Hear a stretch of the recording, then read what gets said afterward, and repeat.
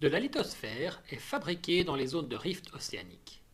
Et comme la Terre ne s'agrandit pas, il faut bien que de la plaque se fasse détruire à d'autres endroits.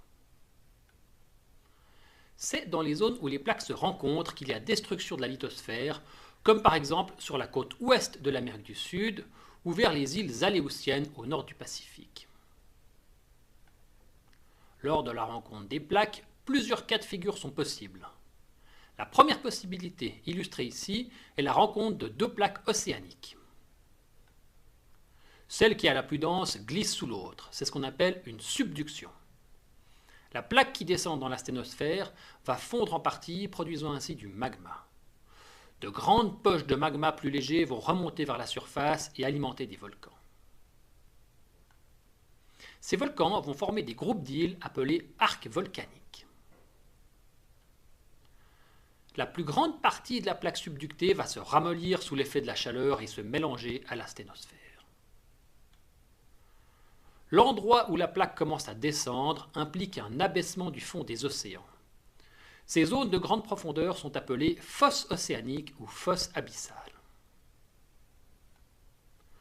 Toutes les grandes profondeurs océaniques de la planète sont liées à des zones de subduction. Cette carte, indiquant par des couleurs l'altitude du sommet de la lithosphère, montre des fosses associées à des arcs volcaniques formant des îles, par exemple les îles Aléoutiennes ou les îles Mariannes. En zoomant sur cette région, on voit clairement la fosse des Mariannes où la profondeur de l'océan dépasse les 11 000 mètres. C'est la plus profonde de la planète et elle se poursuit vers le nord pour devenir la fosse du Japon. La subduction aux Mariannes est marquée par la plaque pacifique qui glisse sous la plaque des Philippines. À l'endroit où la plaque pacifique plonge sous la plaque des Philippines, les petites îles volcaniques des Mariannes forment un arc insulaire. La deuxième possibilité est la rencontre ou la convergence entre une plaque océanique et une plaque continentale. Dans ce cas, la plaque océanique plus dense va glisser sous la plaque continentale. C'est aussi une subduction. Il y a aussi formation d'une fosse océanique. La plaque océanique fond partiellement, produisant des remontées de magma qui le plus souvent vont se refroidir et cristalliser dans la lithosphère. Une partie de ces magmas va cependant remonter jusqu'à la surface pour alimenter des volcans. On aura dans ce cas des arcs volcaniques continentaux situés en bordure de la plaque continentale. La cordillère des Andes, sur la bordure ouest de l'Amérique du Sud, est un bon exemple de chaîne de montagnes volcaniques liée à la subduction de plaques océaniques sous une plaque continentale. Et on retrouve bien la fosse liée à la subduction de la plaque océanique sous le continent. Les fosses océaniques, marquées ici en bleu foncé, se retrouvent sur presque tout le tour de l'océan Pacifique, car il y a des subductions sur la quasi-totalité de la bordure de cet océan. Sur la côte ouest de l'Amérique du Nord, on a le même phénomène, avec la plaque océanique qui est subductée sous la plaque continentale nord-américaine, et l'arc volcanique de la chaîne des Cascades qui s'étend entre le Canada et les États-Unis.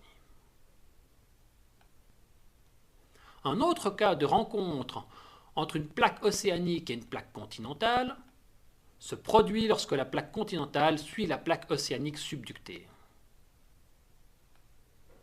Dans ce cas, une partie de lithosphère continentale glisse sous la plaque océanique qui se fait soulever.